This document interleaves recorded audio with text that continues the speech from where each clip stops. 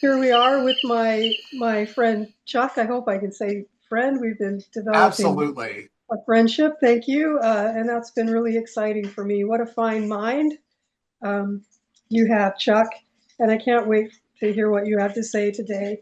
Just a couple of little guidelines.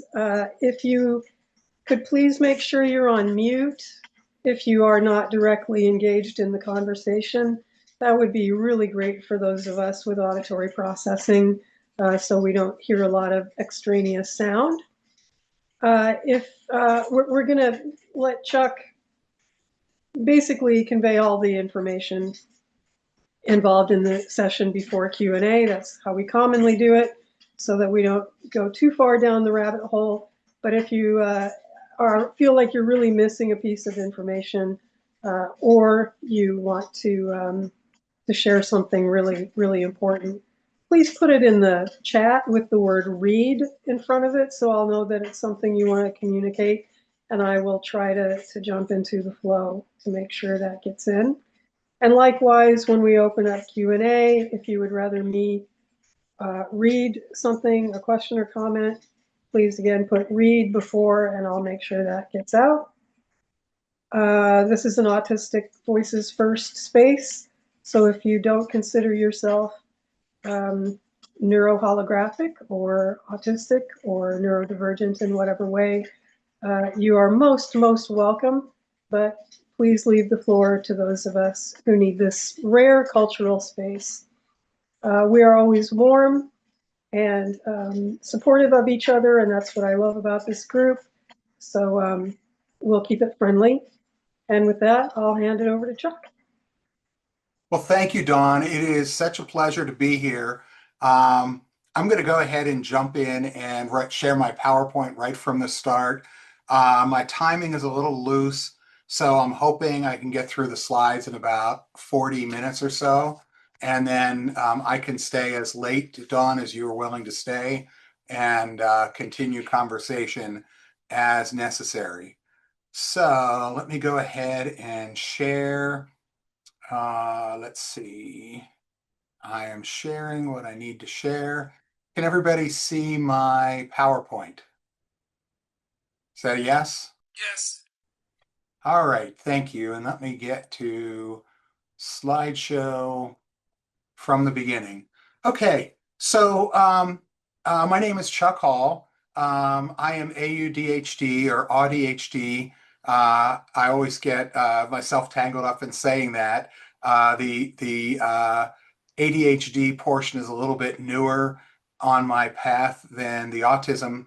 I work as an executive coach and organizational consultant, and that really sprung out of kind of my special interest, and I didn't know it at the time, but really autistic abilities that I have.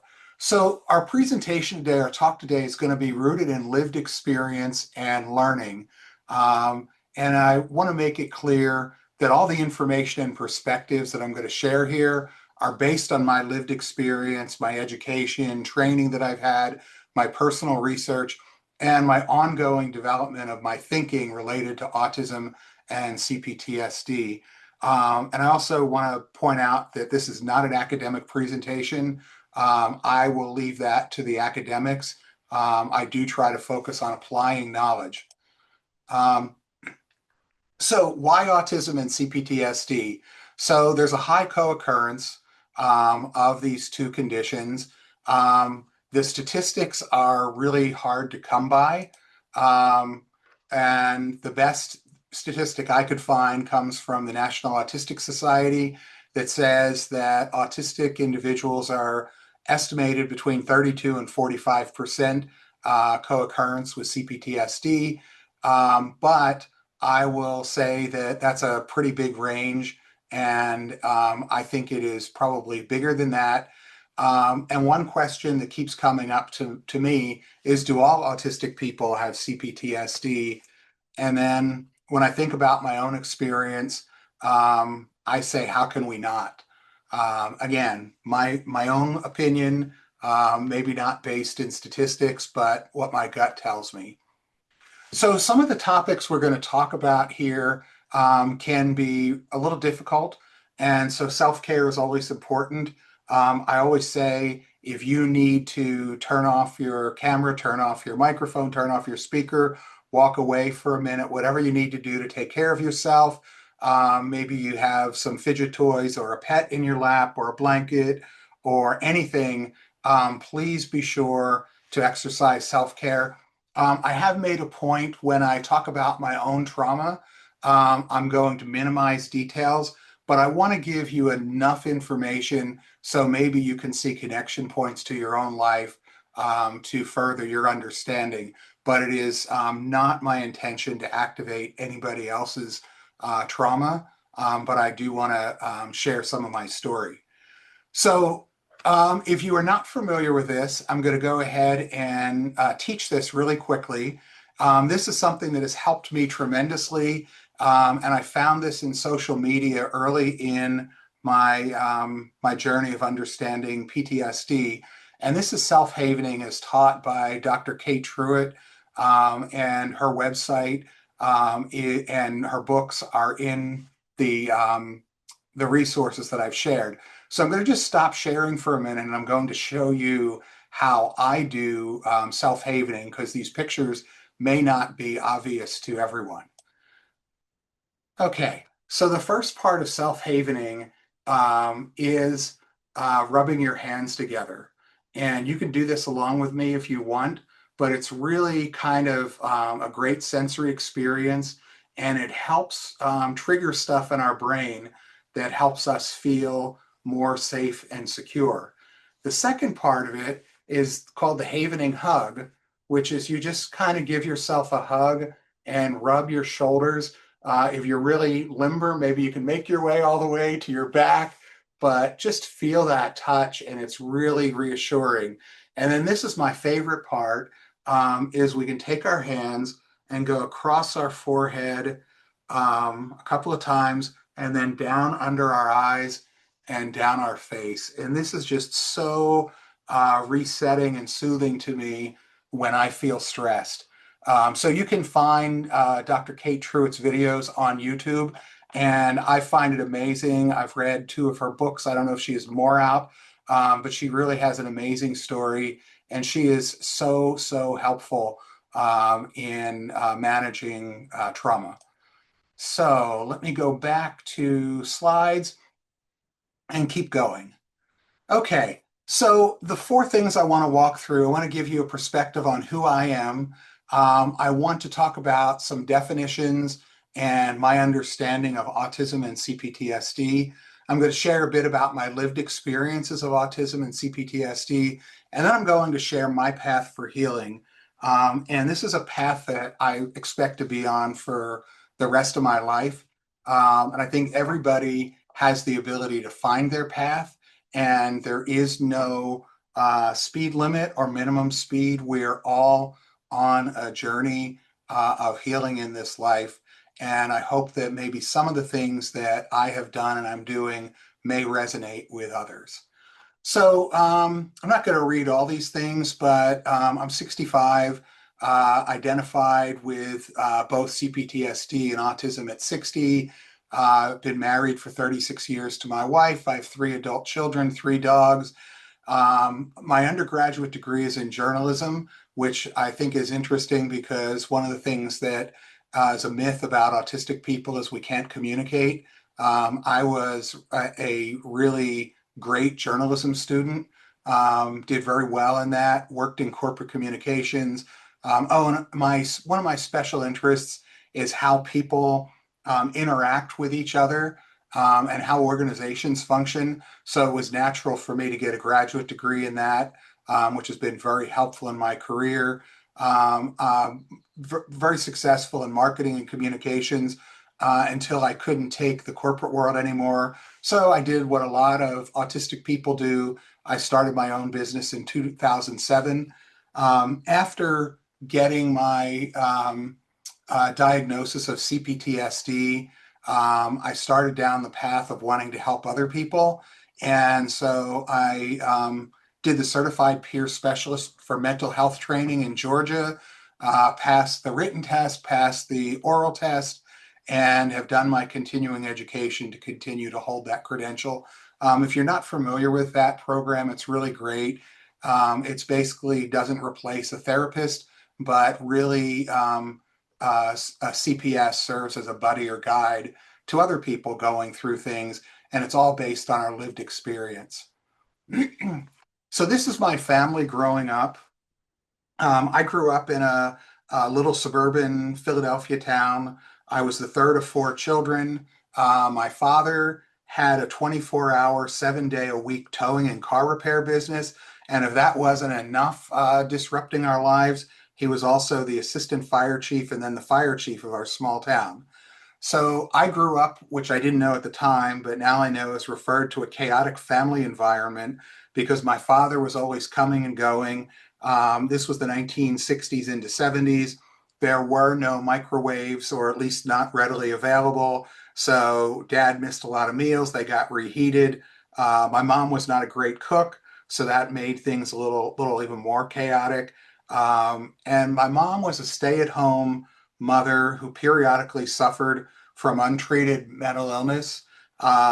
She suffered from a lot of depression, and knowing what I know now, probably also borderline personality disorder. I believe my father was autistic and also suffered from CPTSD from growing up with an abusive father and then being a first responder. Um, so I would have to say, I think both of my parents did the best they could under the circumstances. But, everybody plays the cards that they're dealt in life. And, that affects our families for generations. So one of my reflections is that I recall basically being happy as a child. But generally, I think when our family was together, we weren't very happy. This is a picture during a family reunion trip to Western Pennsylvania from Eastern Pennsylvania. And the only one smiling here is my mom with a fake smile, which probably was about what was expected of women in the 1960s. Put on that smile. So this is my family now, and I love this picture. This was on my 65th birthday, and everybody is happy. And I would say that we like each other, we get along well, and we are a happy family, which is a delight. Can't leave out our fur babies from left to right, Maeve, Jaina, and Ellie. Okay, so I'm going to run through some definitions and my understanding. Important, this is my personal perspective and my definitions that I've developed. I'm sure that there are other definitions, probably better definitions, but this is where we're going to start from today. So I want to start out by saying that autism is a wild ride that most mental health professionals do not understand. And this comes from my lived experience of working for about a year and a half with a community mental health organization as a certified peer specialist. I was doing that part-time. I did 2 presentations for the staff to help them understand autism and help them understand certified peer specialist. Nothing really sank in, and anytime anybody was identified as potentially being autistic, the director immediately said, "We need to refer them out. There's nothing we can do for them. We don't treat autistic people." And a lot of these people were on Medicaid and did not have any other services readily available to them, which I found to be very alarming. I also say that the DSM is completely inadequate. You may or may not know that CPTSD is not in the DSM. And the other thing I will say is even the definition of autism, or the standards for autism, are pretty bad. I was recently talking to a young mental health professional who I know fairly well. And I said, hey, can I ask you a question? Have you ever been tested for autism? And he goes, oh, I've looked at the DSM and I don't meet the criteria, so no, I'm not autistic. And I didn't press him, but I thought that that was pretty telling because, if it wasn't in the DSM, then it couldn't be him. And I think there's a good chance it is. So my definition of autism is a distinct neurological variation, a different way of experiencing the world, often marked by richer sensory landscapes, a lively internal world, and a profound drive for authenticity. Our challenges arise not from who we are, but from navigating environments often not compatible with who we are. So CPTSD. CPTSD is the nervous system's hard-won adaptation to prolonged harm. It's not a disorder of weakness, but a record of survival written into our bodies, minds, and spirits.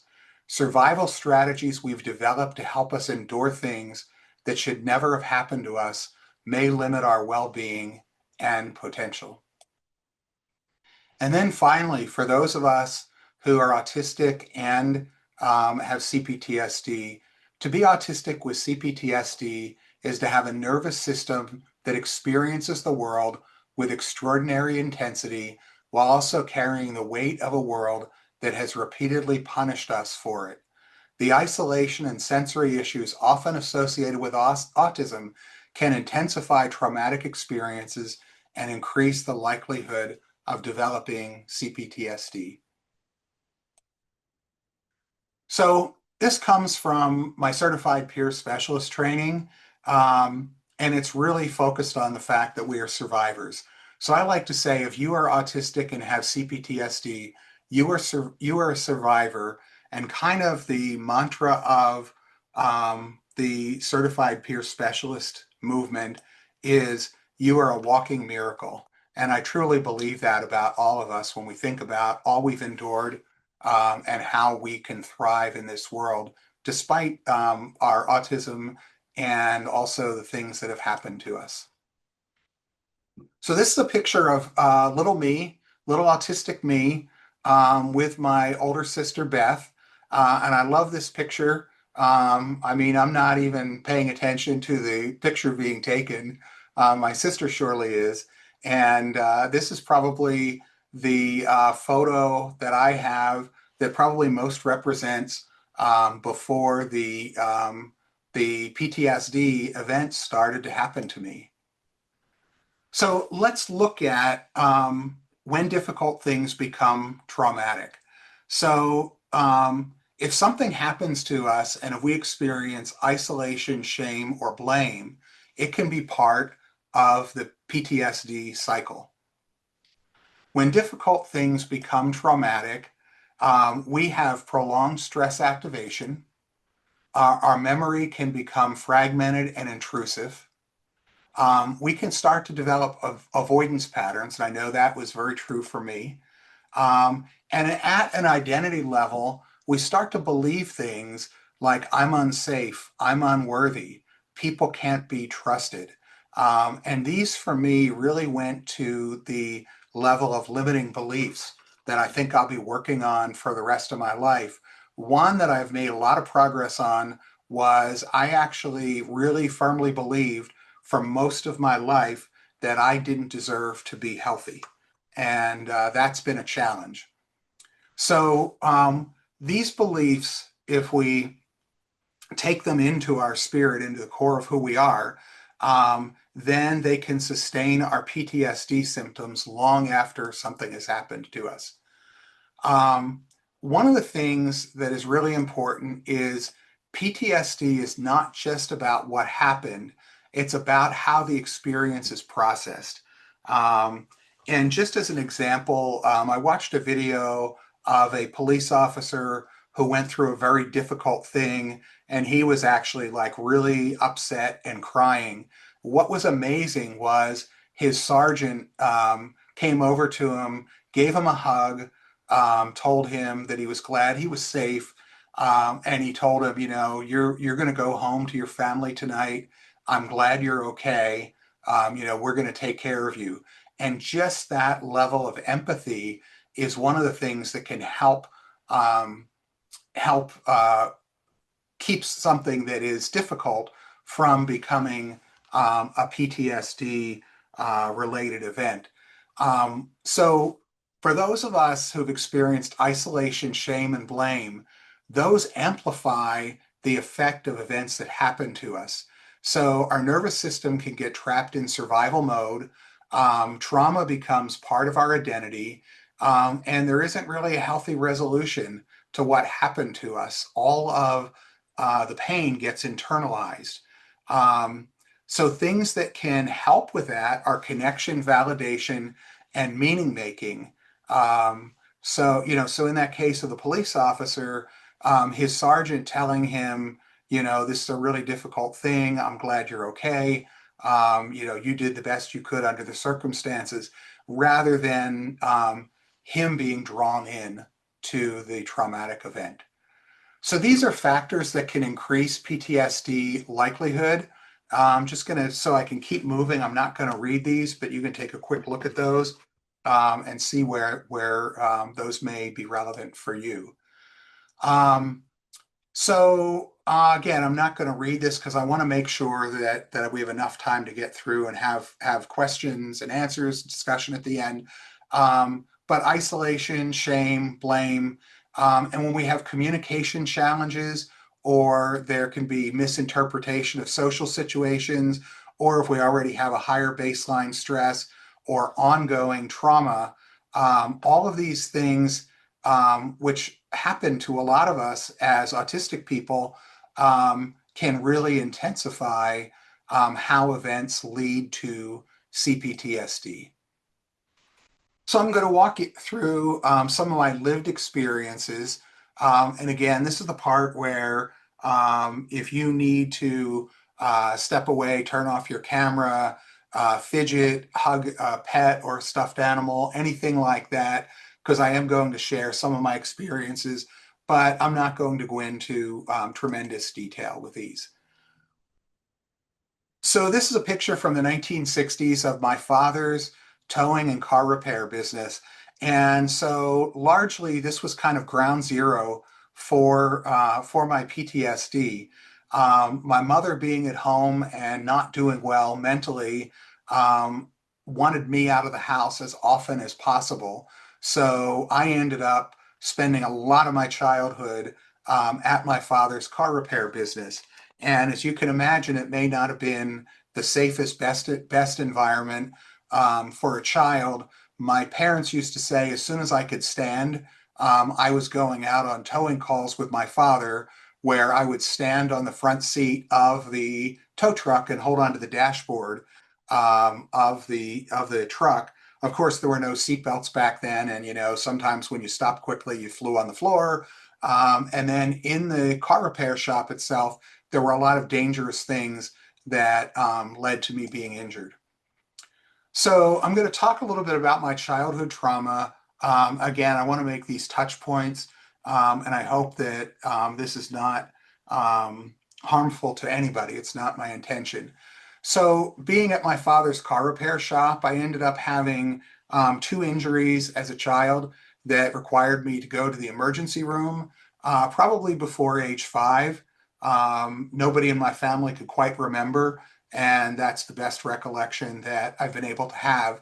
But one of the things that happened with both of those things was that I was blamed and shamed for being injured as a child. My mother, we didn't have a lot of money in our family, and my mother always said things like, "You've got to stop getting hurt. We can't afford to take you to the hospital," or you should stop. You need to not get sick so often because we can't afford to take you to the doctor. So there was always this shame and blame attached to when I was injured or sick. Um, I also had a lot of dental trauma as a child. Um, I did not receive good dental care, and the dental care that I did receive was generally without any pain medication, by what I refer to affectionately as an old-timey dentist who probably had his dental education in the 1920s. So enough said with that. Um, I also experienced childhood abuse and neglect. Certainly not as bad as many people have experienced, but in the area of abuse, my mother did, when I was a young child, dislocate my shoulder because my sisters and I were fighting with each other in the back seat of the car, and she reached over and grabbed me by the arm and pulled me over the seat, which dislocated my shoulder.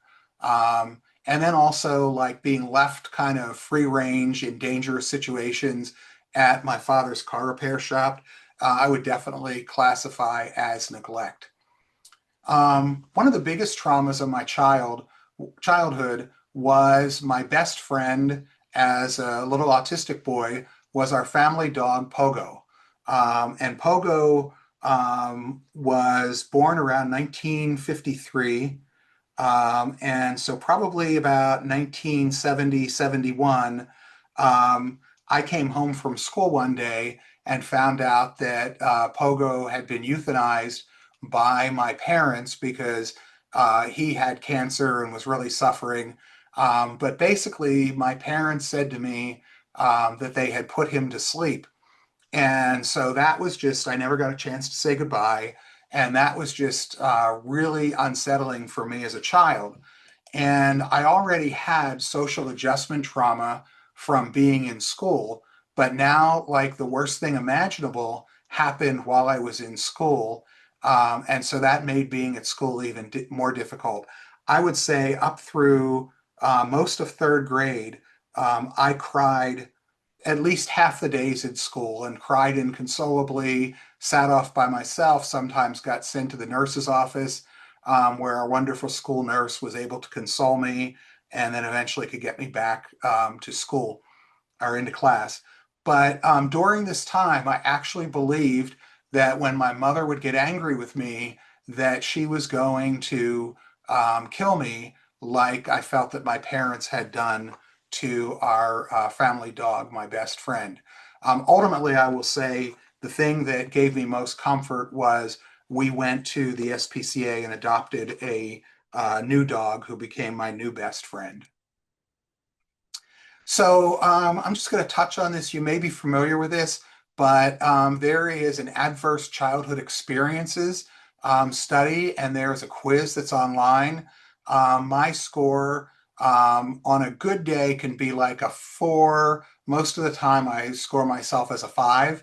And basically, people who have had adverse childhood experiences have risk for various physical and mental health conditions. And there's a strong link between chronic conditions like heart disease and liver disease for people with a high ACEs score. So my adult trauma, so I didn't even realize this until I started working with my current therapist. So I probably have been as a first responder with the family towing business to hundreds of car crash scenes, if not more than 1,000. I really have no way of tracking this, but it was just part of my life growing up and into adulthood. So I hadn't even considered that. I really was focused on childhood. Childbirth trauma. So when our first child was born, my wife and I had a plan that I was going to be her support person, hold her hand, get things for her. We had a very militant nurse in the delivery room who literally grabbed me by the back of my neck and forced me to witness all of the aspects of childbirth, procedures before and after, and that ended up being very traumatic for me because I already had the medical trauma from childhood. So I was also in a really bad traffic crash in the 1990s, where during the crash, I had no doubt that I was not going to live. Miraculously, I walked away. And I didn't really think that much of it until my therapist said, just one traffic crash like that can be a huge contributor to PTSD. Not more than a month after, maybe a little bit more than a month after my traffic crash, my father lost his life in a traffic crash caused by a negligent driver, which was the same thing that caused my traffic crash. And so I really didn't have a chance to grieve because I had to be the strong person for my family. And then about 4 years after that, my oldest sister passed away from cancer. And again, I was the strong one for my family, but I kind of took all that on my own. Um, so I will say that what happened for me, I've listed some of these things. I've actually identified 36 different things that I know of that I consider traumatic in my life. And some of those things continued for years. But I wanted to give you a few touch points. all of this came to a head for me in October of 2020 because I had had no medical care whatsoever for more than 20 years. Because of my medical trauma and the difficulties related to that, I had decided that I would rather just no longer be here than get any form of medical care. So, no medications, no lab tests, no routine doctor visits, nothing. And then finally, this all came to a head in October of 2020, where I was feeling really, really awful. And I ended up having a blood pressure before I went to the hospital emergency room of 199 over 149. After I got there, they measured it at 232 over 169, and a young doctor just very callously said, "Yeah, you're lucky you're alive. Most people in your case don't make it here alive, but don't worry, we can take care of you." So I spent 4 days in the hospital, which for somebody who had no medical care for 20 years was extremely difficult. So, but the irony is that this set me up on my path for healing. So while I was hospitalized, being a coach, I developed my thinking through the fog of being really, really sick. Of I needed to communicate. I needed to tell people how hard this was for me, and that I had no medical care for more than 20 years. Some of the healthcare professionals took that an opportunity to lecture me and tell me how foolish I was, but that really was not helpful at all. Some were supportive. But I also wanted to have some degree of control. So when they asked me to do things or told me they were going to do things, I asked a lot of questions like, why are you doing this test? Why are you giving me this medication? What will this do for me? What are the side effects? And in general, they were really good at letting me have that element of control. And then what I did is I tried to connect on a human level with every person I encountered in the hospital, whether that was somebody who came in to clean the hospital room, whether it was, a cardiologist or a nephrologist or, the ICU nurses or whatever. And so one of the things that happened because of communication, control, and connection is on the first night that I was in the hospital, somewhere in the middle of the night, I told the new nurse who came on duty my story of not getting any medical care and how terrified I was to be there. And she kind of was the first person who said, "What's it like for you?" And I was really able to start to tell my story and get some sense of mastery over my situation. So when I got out of the hospital, of course, I took medication. I went to my doctor's appointments. I changed my nutrition. I was not permitted to exercise at all for a couple of months. But when I could, I started into cardiac rehab and started to slowly regain my health. But I knew that I had to get at the root of the mental health journey because I'd gone more than 20 years. And I wish I could tell you that somebody had been really helpful through all of my struggles with helping me understand my mental health issues and really get control. But probably the worst thing that anybody said to me was when they knew that I wasn't getting medical care during this time, is there was a pronouncement of, yeah, you're selfish. You don't love your wife and children enough to take care of your health. And that was just like, just so painful because nothing could have been farther from the truth. So this was during the pandemic. I went through my insurance company and jumped in through telehealth.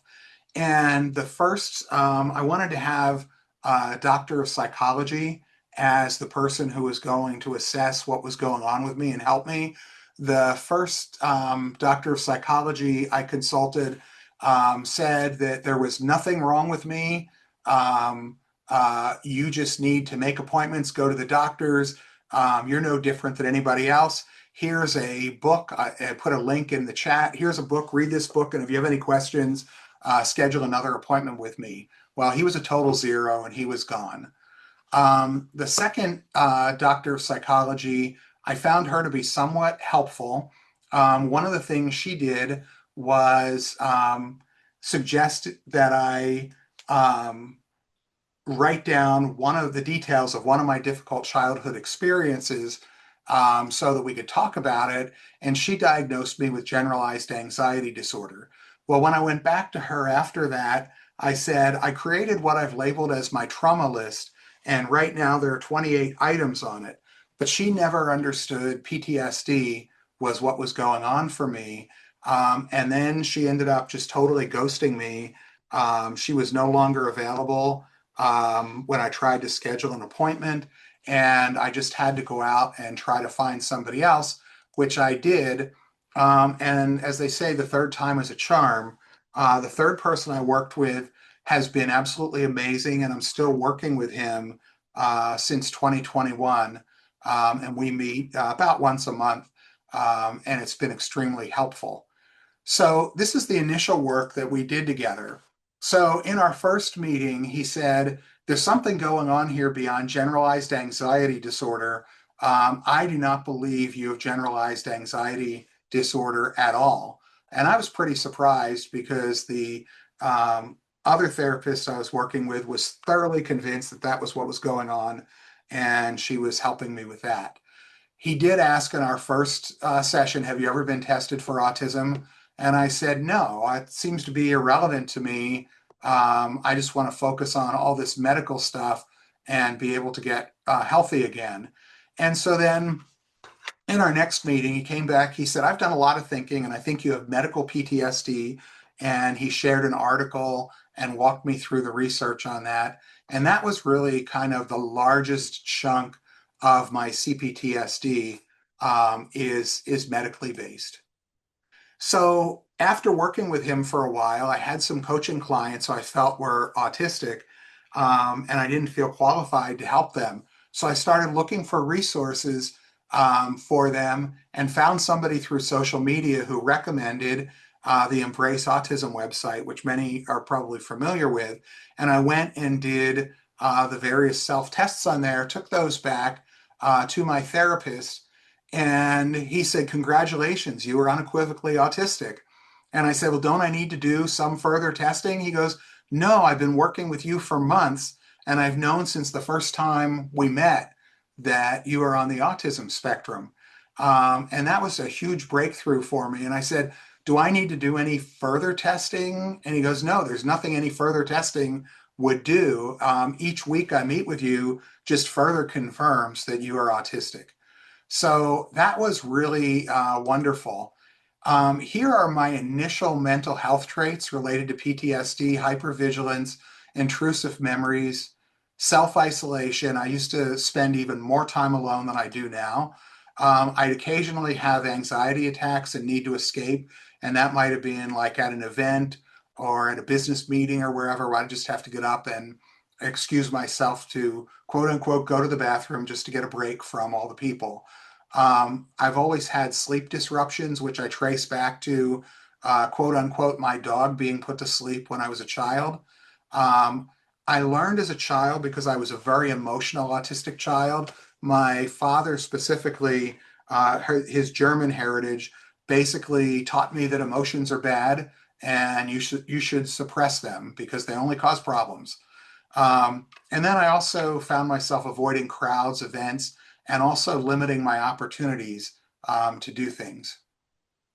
So things that have helped me, and I'm going to walk through these in some detail, but the first one came from my religious studies minor as an undergrad, where I remember from Eastern religion, this concept, if you know the name of the demon, you can control it.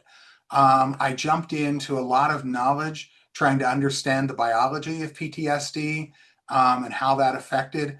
I also embarked on reprocessing experiences, and I'll talk a little bit about that. Some of you may have a memory like mine. Um, I also did a wonderful program twice with an excellent coach, Raj Kumari Niyogi, called The Biology of Belonging. And part of that is healing the child me or healing the child you, which is really great. My therapist uses rational emotive behavior therapy, which I was not familiar with at all before I started working with him. And finally, Atlas of the Heart by Brene Brown, which is deals with emotions. So naming my demons. So understanding, so the concept is of this from Eastern religion is that if you know the name of a demon, you can gain control over it. And I just love this concept because if you don't know what the issue is or don't know what the challenge is, how are you supposed to deal with it? So once I knew that I had CPTSD, I realized that I was not a failure. I was not the person who didn't love my wife and my children. I learned that hard things had happened to me, and I did not have the support that I needed as a child or as an adult.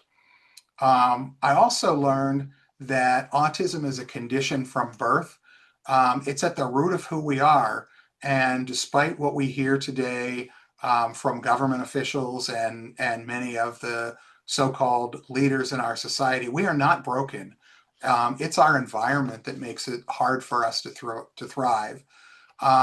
This really was kind of hard won, and I think the roots of it were here, but we are not powerless. We need to claim our control, advocate for ourselves, and bond with our tribe.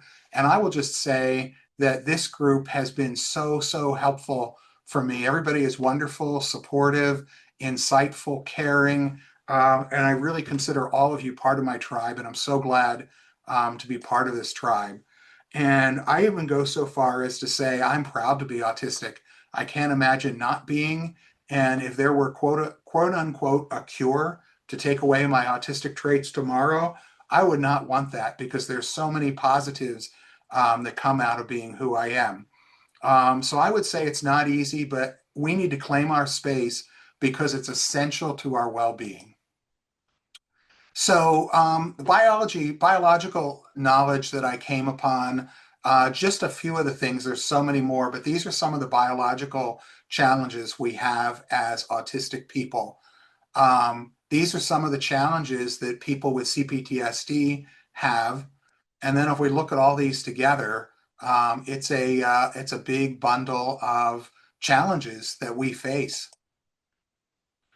So one of the things, and I just learned this term not that long ago, I never really understood my memory, but it's called highly superior autobiographical memory. And so I'm not the kind of person that can look at a book and memorize a page or like know math tables or anything like that. It's just not me. But I have exceptional recall of personal experiences.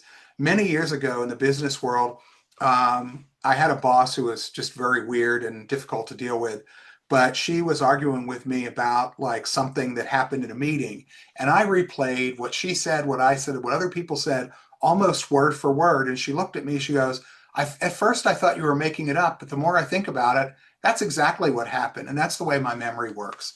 So this type of memory is a blessing and a curse.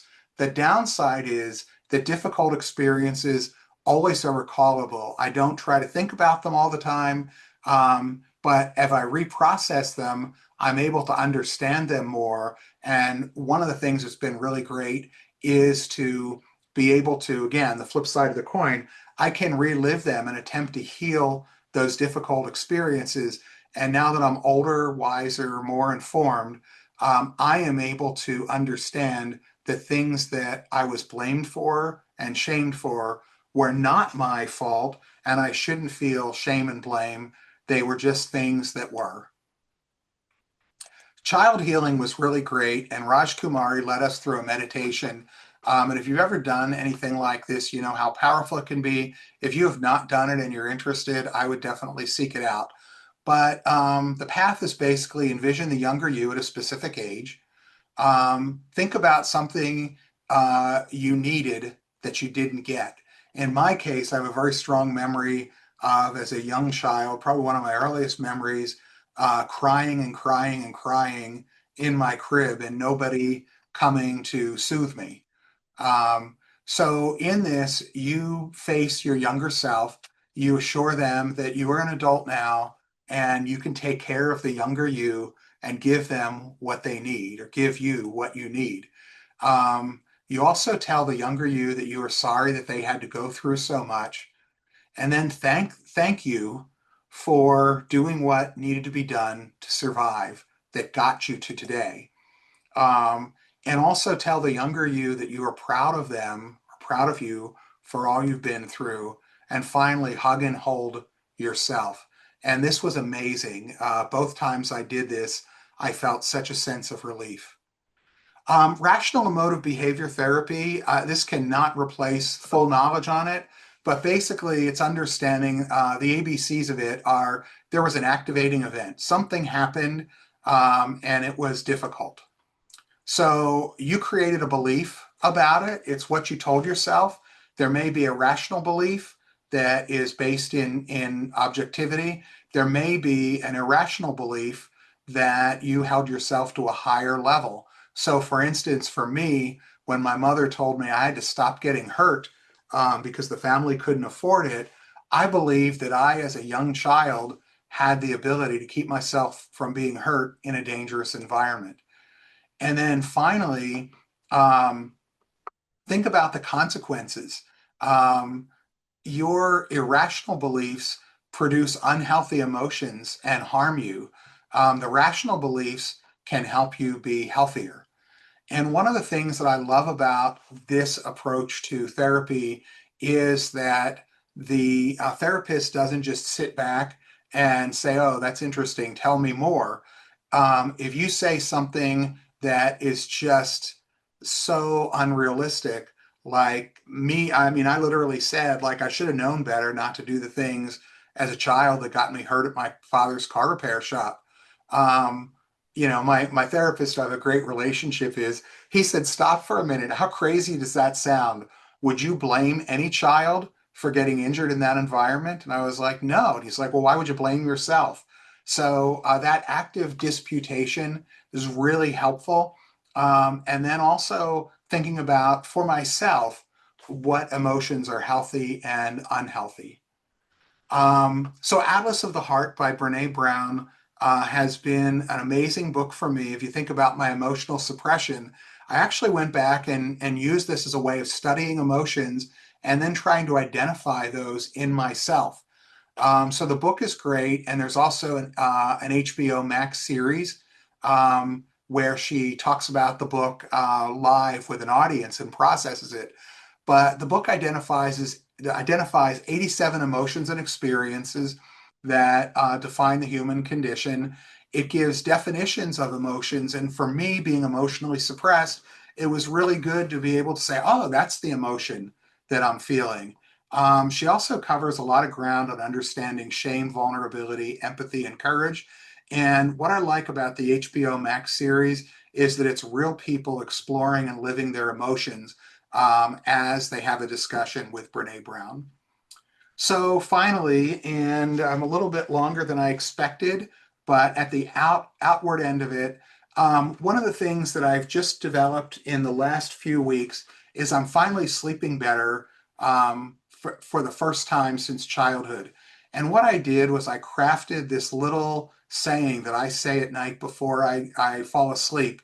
When I finally turn out the lights, put my head on the pillow, and I tell myself, I need to restore rest to restore my body, mind, and spirit. I pray for another day tomorrow, and if that is not to be, I will embrace the wonders of eternity. And what this does is it really, I feel it gives me permission to sleep and not to worry because my brain has a job to do, which is to let my body, mind, and spirit rest. And so, with that, questions, conversation, thoughts. I'll just jump in to remind people that if you can raise your hand in the window or use the icon, I will continue to monitor the chat to see if anyone writes a read, and then I'll share the comment or question. But I just wanted to jump in also and thank you, Chuck, for being so vulnerable. I am so sorry for everything you've gone through. I was right there with you. I felt it all in my spirit and my body. So many of us, as came up in the chat. seem to have gone through so many similar things. Yeah. And here we are, for each other. Um, I got to a point where kindness was painful to me. If someone was Mm. nice to me, I could not bear it because I was so ready for the other shoe to fall. And what Yeah. helped me, and I know other people here, we talk about it in CASY physics, this time, fluid time approach to healing.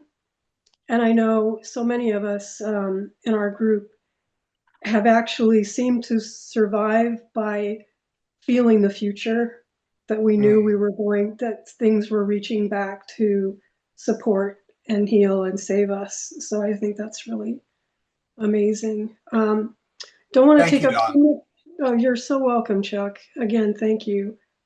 Great comments about your presentation in the comments already. So yeah, I won't take up too much more time. But yeah, everybody feel free to share. So I see, I'm sorry, I don't know how to pronounce your name. You have your hand raised. That's fine. Thanks very much for the presentation. I found it very, yeah, very relatable and enlightening. Before I forget, there's one question that popped into my mind when you were speaking about the inner child, younger child healing.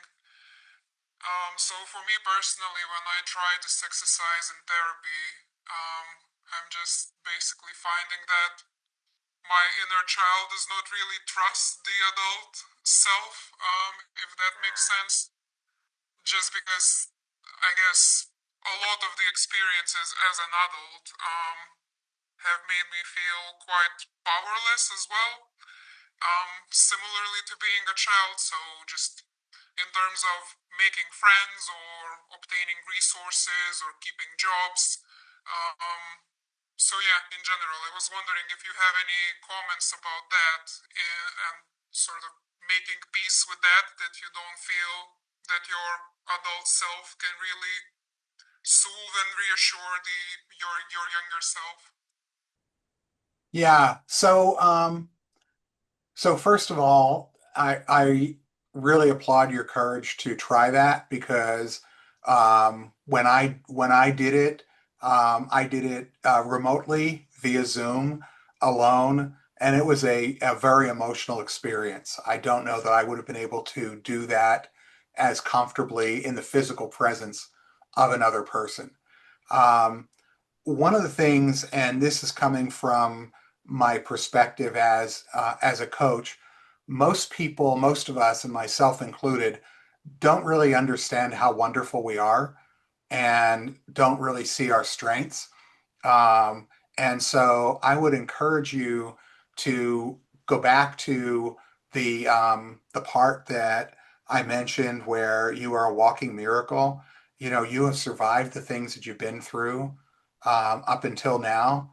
That child did amazing things to survive. You are doing amazing things to survive. And when you really appreciate yourself, you can move toward that zone of thriving, which is where all of us want to be.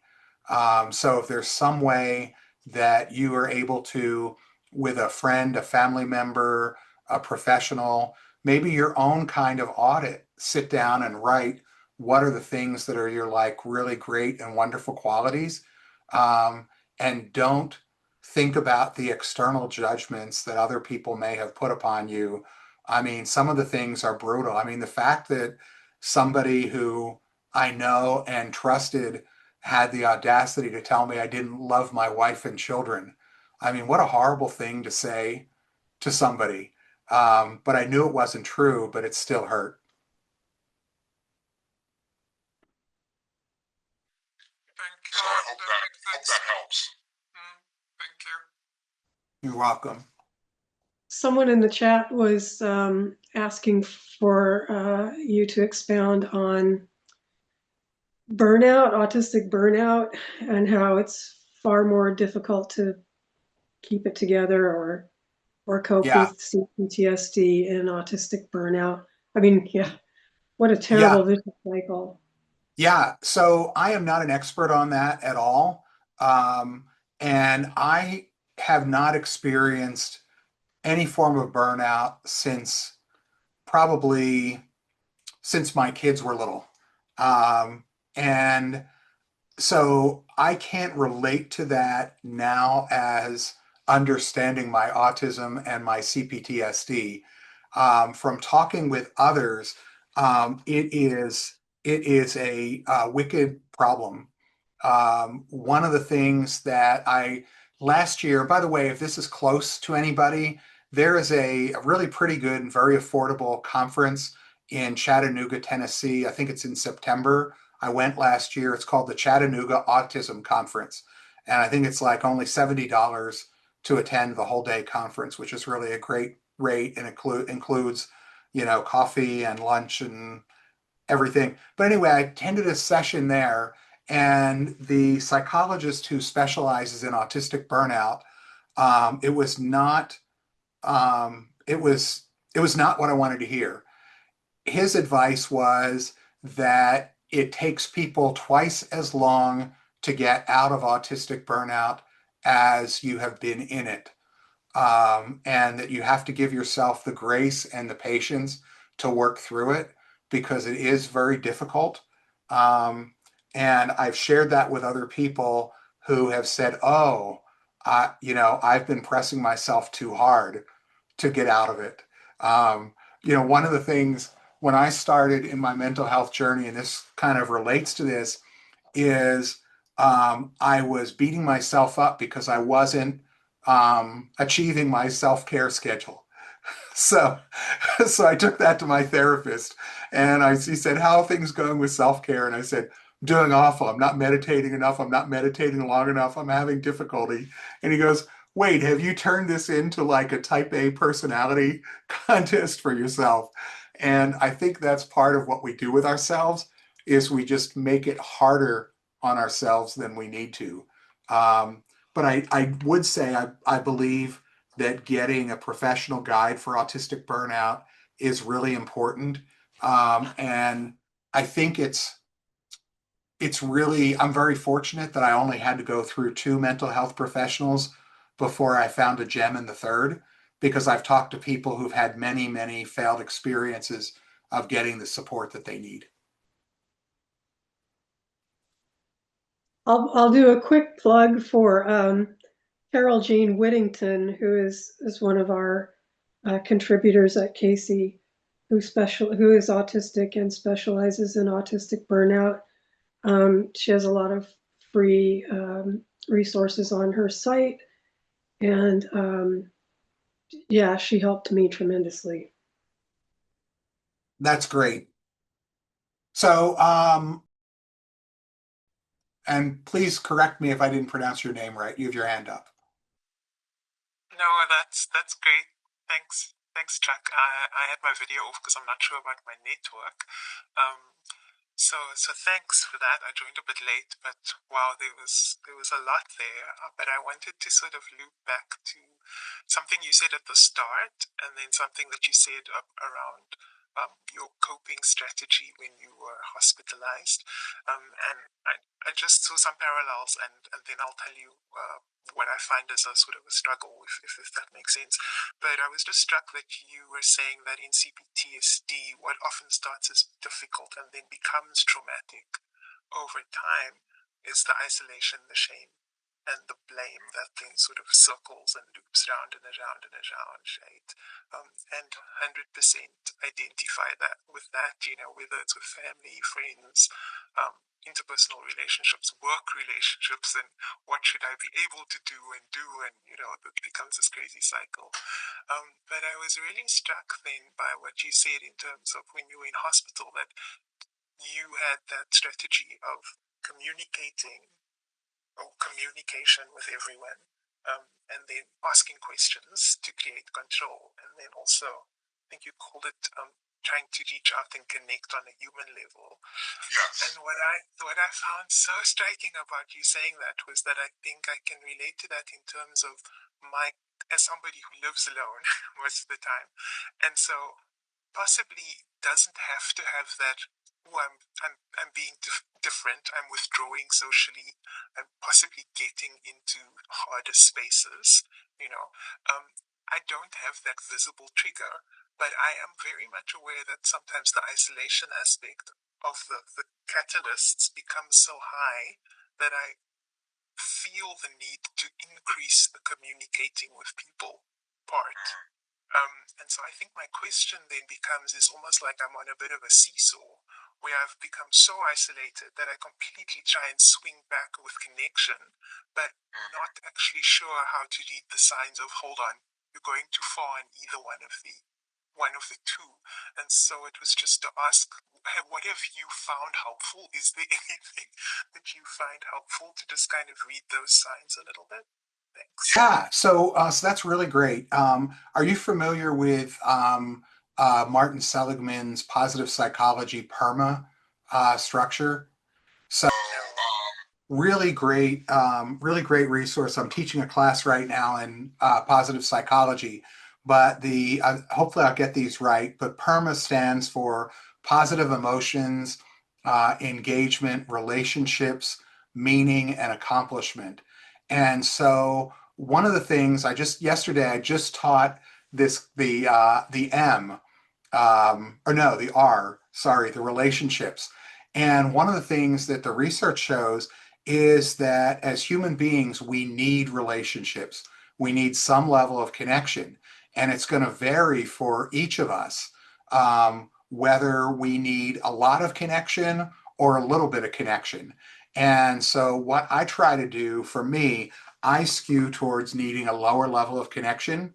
And so, I try to keep a fairly regulated balance of understanding how much connection I need. If I'm too involved with groups and people, I start to feel out of balance and I withdraw. And if I'm not involved enough, the irony is that I find myself withdrawing even more because I love Brene Brown always uses the stories we tell ourselves. I start telling myself, well, nobody wants to be around me anyway. I'll just, I'm fine here by myself. Oh, they don't care if I show up for that meeting. And so each one of us finding our specific balance is really the key. I hope that helps. Was there anything more you were hoping for? No, I think you're right. I think it will differ for everyone, and it's just it's sort of a sensing of self that it is. Thanks, Jake. You're very welcome. I see you have your hand raised. I think it may have been before me. Okay. If you want, I see them in the order they come up, but if you want to defer to come back, That's what I thought, but okay. go ahead. Yeah, I would just like to ask, is there going to be a copy of the slides? Can I get a copy of the slides? And also, Yeah, I will go ahead. I put this at the start, but I'll put it up again in chat. Um, so what I did was I put, oh, I need to do this to everyone. Um, There, I put the slides and some other resources on my website, and this gives me an opportunity to say some of my research I did when I wanted to kind of synthesize ideas. I worked with ChatGPT as well as Claude AI. And so one of the things I do with those things is I always ask for sources so that if there's something I'm skeptical of, I can go and try to read the original source material they pulled from. And I find that to be very helpful. So what I did was after I was all finished pulling some of those things together, I asked both Claude and ChatGPT to give me a full bibliography of the resources that were referenced. So I have not read 100% of those resources, but they're separated out from the things that I've either written myself or have read and feel comfortable sharing. I will also say there are many more books that I have not finished reading yet, and I didn't feel comfortable putting them on resources. So I may go back and add things over time. go ahead.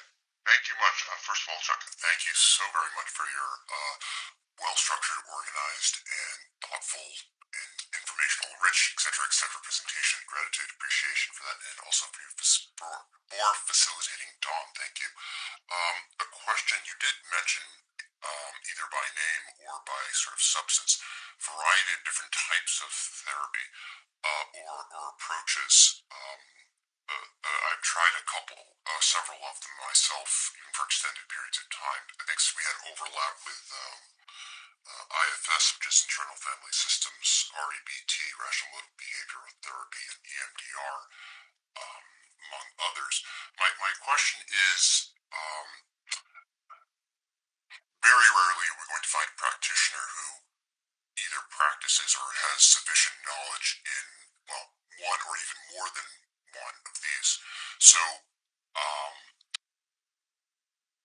there tends to be a bottleneck in my experience of IFS is working for, a very short period of time, and yet I've established a relationship with a therapist, but I've hit a wall, and that wall really cannot be dealt with that therapy, so I must switch to a different therapy that will address something, different, because can be very complicated. And yet, then it may take a while to find a practitioner for something like that, and it may be a short time, maybe a long time to deal with that. And yet, the other relationship there's not really forward progress, not because of anything of their skill set, it's just the right tool for the right job, and we've hit a place where we have to sort of get unstuck something else. So I find that it's juggling, and if you don't maintain the relationship or an appointment, it does go away, as other people. I'm just wondering if you have experienced anything like that and how you have navigated it, if so. Thank you. So yeah, thank you for the question. I hear similar things from people all the time. I will say I really won the lottery with the third doctor of psychology that I consulted, because he got me right away. He is super smart, and that really helps. If you read one of the articles, I'm pretty uncomfortable talking about this because I'm a believer in the concept of multiple intelligences. But I do test, and I'm skeptical of testing, but I do test as having a very high IQ. And so that makes me a challenge to deal with, for a therapist. And I have such a good relationship with him. At one point, he said to me, I don't know if you understand how smart you are, but he goes, you are like one of the 5 smartest people I've ever met in my life. And then he goes, and you're not number 5. He goes, what do you think of that? And without a second's pause, I said, you need to start hanging out with smarter people. And so we got a good chuckle out of that. But, really that helped because, I feel like it's important to have somebody who is like an intellectual match. And also his style of just calling me out, like, I don't mind at all. He'll say things like, that's ridiculous. Why would you believe that? So, like, when I told him that when I was a child, my mother would get upset about spending money on taking me to the doctor or getting medications or whatever. And he goes, that's ridiculous. He goes, would you ever have done that to your children? And I said, no, absolutely not. And he goes, well, why would you believe that it was okay for your mother to do that? I'm like, well, she was doing the best she could at the time. And he goes, but did she have to tell you that as a child? Did she have to make you feel guilty that you were sick? So, finding somebody like that has been really key for me. So I've lucked out. I know a lot of people have not found that. And I will also say I do not work for pay as a certified peer specialist for mental health. I consider myself like, sometimes they'll say that every dog is a therapy dog, even if they aren't trained. I feel like I'm a peer support person, even though I'm not working under the cover of the mental health system. So sometimes I find more connection and help and support from peers who are also autistic, and just us connecting and relating to each other. I wish I had a great answer for you. There's a couple of couple of questions or comments in the chat. One was, how do you deal with backsliding or, looping in your progress with PTSD and healing? And then when you get done, I'll read the next one. Yeah, so there are some days, and I was really, when I first started on this journey, I was really, really hard on myself. Because I would this is ridiculous. Yesterday I was doing so great and things were wonderful. And today my victory is I got a shower and I ate breakfast and I took the dogs outside. Right. And I think what helps me is having a sense of humor about myself that I went through a lot of imposter syndrome denial, oh, I really don't have CPTSD. Oh, maybe I'm not really autistic, right? But then those difficult days really remind me. And one of the most powerful things, it's so simple, is what would you do for, or what would you tell a friend going through the same thing? Because I tend to be very hard on myself. And I think I've learned to lighten up more and basically say, you know what, this is just, I think it's a Pink song. And forgive me, I think we're all adults here, but it's she's got a song where she talks about it's a shit day, right? And I just kind of remember that and go, okay, it's just going to be a shit day today. I'll do the minimum that I have to do, and I will live to fight another day tomorrow. Now, there are times when I've gotten into a multi-day rut, and then I'm looking at okay, when do I have my next appointment scheduled with my therapist, and can I hang on for another 4 days or another 6 days until that meeting? So that's what works for me, is just accepting that some days are going to be great and some days not so great. The other question was, I'm going to actually read it because I can't remember the specific term. Hang on. They're interested in hearing more about the process of becoming a certified peer support. If you could share. Okay. Yeah, so pretty much every state has a certified peer specialist program, and the regulations vary from state to state. In Georgia, there was a competitive process to get into the training program. And what they said was that they usually have about 150 to 170 people who apply for the program. They only take 35 people into each cohort. And there's a selection criteria. The first one is people currently working in a mental health support field who would benefit by getting the training and certification. The second level is people who have a promise of employment if they get the credential. And the third category is people like me, who just kind of I had no job in mental health. I had no promise of a job. I had no interest in working full time in mental health, but you have to put together an application and you get recommendations. And so my therapist was one of the people who gave a recommendation, and I thought there was no chance I was going to get into it, but I did. And then it's a pretty big commitment because it's basically most of 2 full weeks of training, either in person or Zoom. They were still operating under pandemic conditions. So you had to be on Zoom, on camera, from basically 9 in the morning until 4:30 or 5. And then there were 2 evenings that we had to sign in.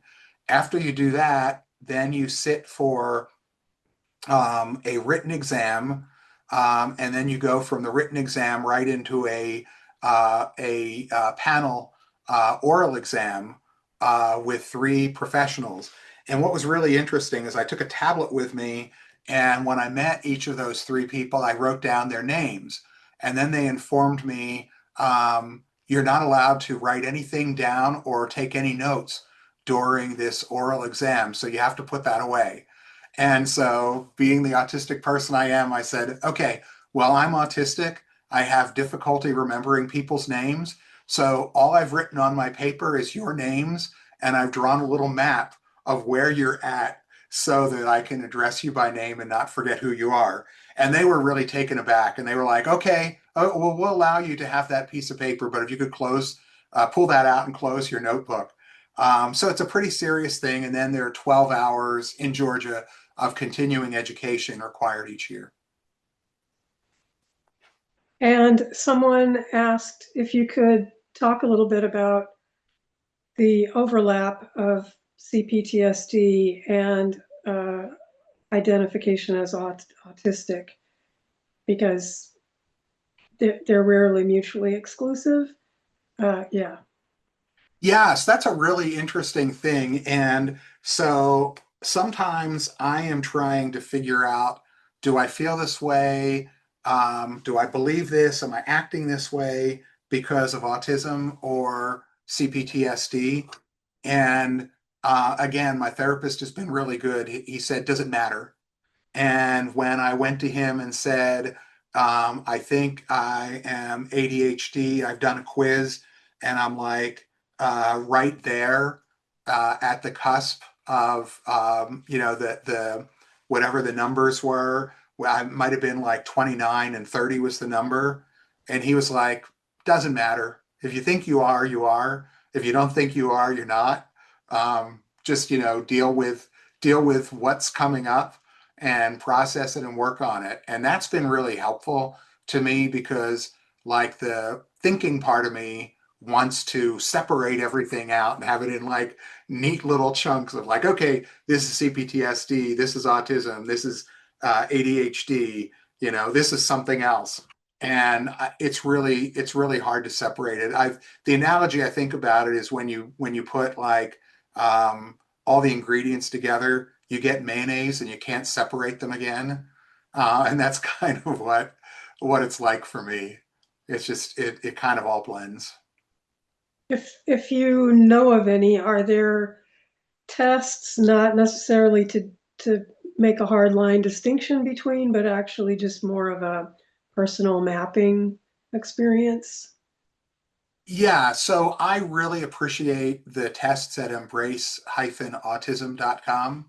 There are quite a few there, and they've added to them over time.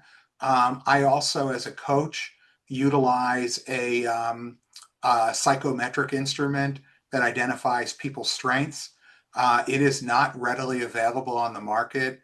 They only license it generally to companies. I am. I was in the program before they stopped licensing it to coaches and consultants, but there are various things like Strength Finder and stuff like that that also can help you. They don't just map. Here's maybe this is the best way to say it, but it's what's coming to mind. Those things don't map your dysfunction. They give you a really clear idea of your function, of where your strengths are. And I find that to be a really good counterbalance to the other things that kind of classify you as having issues to deal with.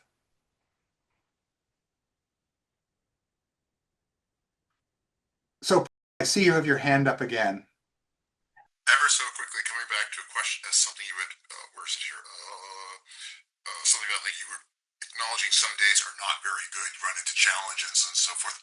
Certainly, I'm aware of that. How do you parse that out with clients?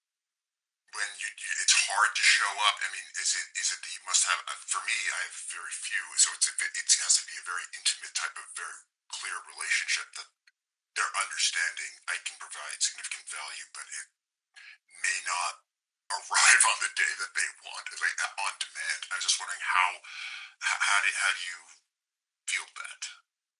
Yeah, so look, I think anybody who does any kind of work is going to recognize that there are days that we perform better than days that we don't. Um, I am very fortunate in that before before October of 2020, when I was hospitalized, I was really pushing myself, trying to get as many clients as I could, really grow my business or whatever. And, I'm now at the point at 65, I could take early retirement, Social Security if I wanted, but I really don't want to. But I'm at the point now where I've kind of like eased my schedule up. I regulate the number of clients that I have. And I also realize that because because people drain my energy, I try to limit the number of client meetings I have in a day. Um, yesterday, I think I only had two client meetings. Tomorrow, I think I only have two client meetings. And I canceled one client meeting that was taking place right before this, and another one rescheduled on me. So I have no client meetings today. But I think that just trying to balance that out and find what works for you is really the key. Um, I don't think I don't think there's been a day that I've had to completely cancel a client meeting because I was having a bad day. Somehow I figure out how to soldier through on those bad days.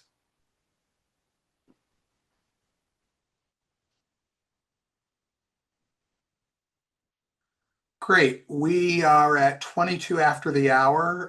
Dawn, I know you usually try to cut things off by the bottom of the hour. I don't know if anybody has any more questions, comments, anything else in chat. I've not looked at chat, but I'm here and I'm happy to continue talking for a bit. Nothing so far in chat. That's a couple things I'm going to deal with later. But yeah, if anybody wants to jump in. I'll jump in and ask another sort of question. I heard what you said with Chuck. Thank you again for about limiting the time. When you say you find people draining, is that both on the professional side and the personal side? And does it make a difference whether, no matter any human or any person, or they're high or low dopamine, or like, those things are relevant for you? Yeah, so in the psychometric instrument I use, one of the polarities is, do you get energy from being with people or does it drain energy from being with people? And I have a hard time understanding those who get energy from being with people.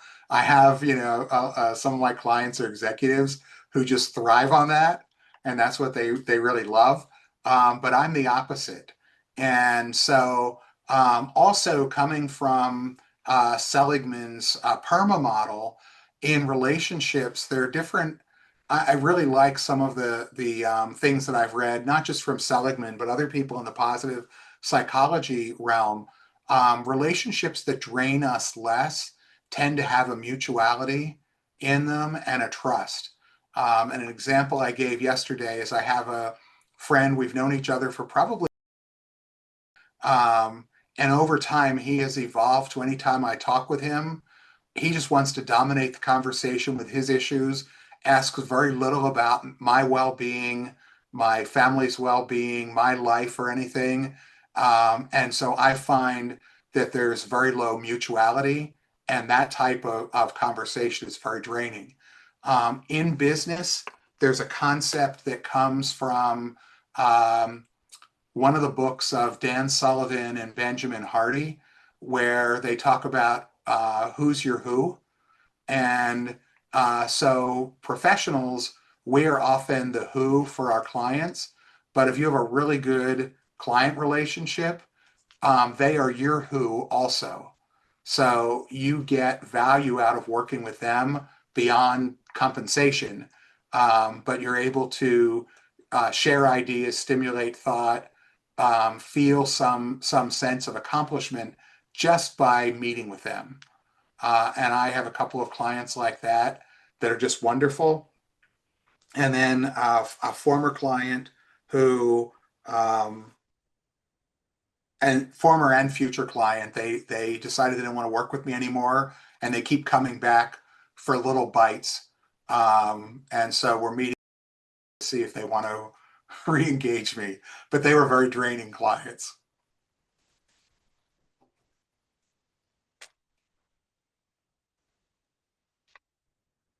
Okay, we have time for one more if there's anybody who hasn't been heard.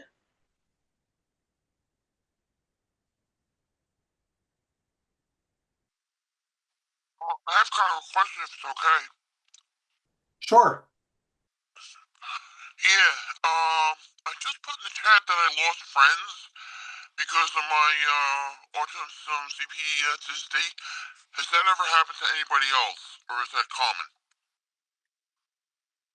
So I will tell you that I made a decision, and again, it's a stage of life and it's who I am. I made a decision as soon as I started to identify my mental health conditions related to healthcare to just very openly share those on LinkedIn. And then I also did the same with autism. Now this is going to be I hope this doesn't upset anybody, but it was very upsetting for me. When I live in Georgia now, and I have a lot of friends. I lived most of my life in Pennsylvania. I was meeting with some friends in Pennsylvania right after I got my CPTSD diagnosis, and one of my friends, who I'm not really in touch with anymore, she said, "Well, what happened with you going to the hospital, and how does that relate to CPTSD?" And I said, "I didn't get any health care for more than 20 years, and that was because of my PTSD." She literally slugged me in the shoulder and said, "What the hell is wrong with you? Don't you care about yourself? Don't you know I have a friend who died because she didn't get health care?